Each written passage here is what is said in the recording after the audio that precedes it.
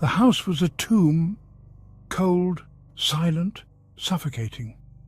Each step echoed in the vast emptiness, a lonely sound that underscored the unsettling solitude. Shadows stretched from every corner, twisting familiar shapes into menacing phantoms. He felt a shiver crawl down his spine, a primal instinct warning of extreme danger. Without intent and certainly without desire, his feet moved him deeper into the house. Why was he doing this? Why was he here? Each room grew darker. An ominous feeling swelled within.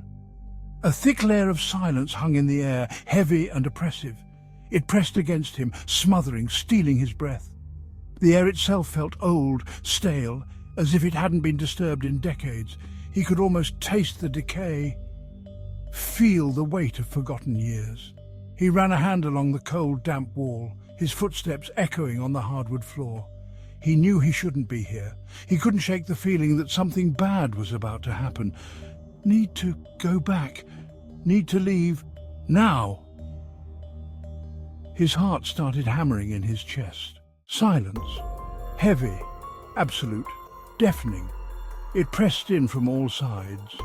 He strained to hear. The silence was terrifying in purity. No crickets, no distant barking of dogs or sirens or traffic.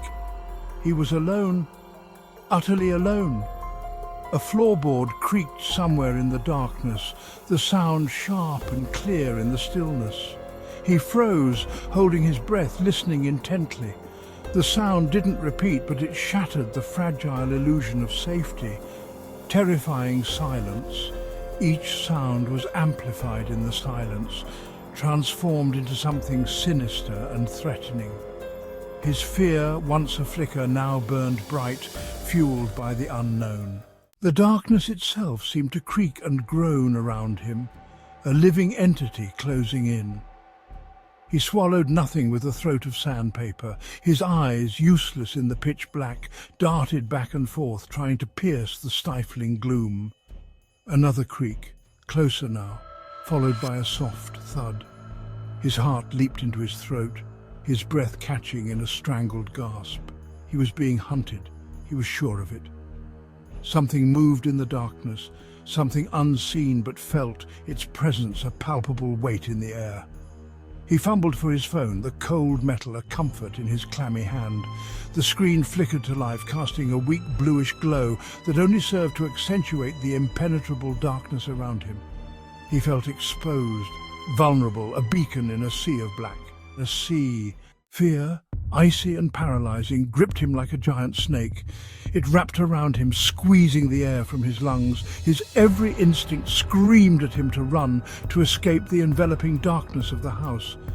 But his feet were rooted to the spot. He was too far in. It was too late. Not far off, a floorboard groaned, heavy, deliberate footsteps. Something was moving close by, footfalls back and forth across the floor of one of the other rooms. He listened, his blood turning to ice in his veins. The footsteps drew nearer, each one sending a fresh wave of terror through him. He would give everything and more to be anywhere else. Anywhere. The venom of fear had worked its way into his system, holding him captive, frozen, paralyzed. He was trapped alone in the darkness with something unseen, something terrifying closing in. He knew it was going to find him. It was only a matter of time. The footsteps grew louder, closer. It knew where he was. It was coming. His breath came in ragged gasps, his chest constricting with panic. He backed away slowly, his eyes glued to the top of the stairs. The footsteps stopped. Silence. He waited, every muscle in his body tensed, his heart pounding against his ribs like a drum. Then, a deafening crash, like something heavy being overturned. He couldn't breathe, couldn't think. The darkness itself seemed to pulse with unseen energy, a malevolent force gathering its strength. He was cornered, trapped in a nightmare, with no escape. And then, it was there. Through the crack in the door, down the hallway, at the top of the stairs. A silhouette taking up the whole window behind it. He stared, unable to tear his gaze away, his mind flooded with distilled terror. It locked onto his eyes and let out a scream. A long, continuous scream that personified horror itself. He found his voice at this moment and started to scream himself. It glided across the floor towards him with immense speed. Through the doorway, across the room right towards him, it stooped down as it drew nearer to meet his gaze. Still screaming, inches from his face, their duet reached a crescendo of madness. And its face. That face.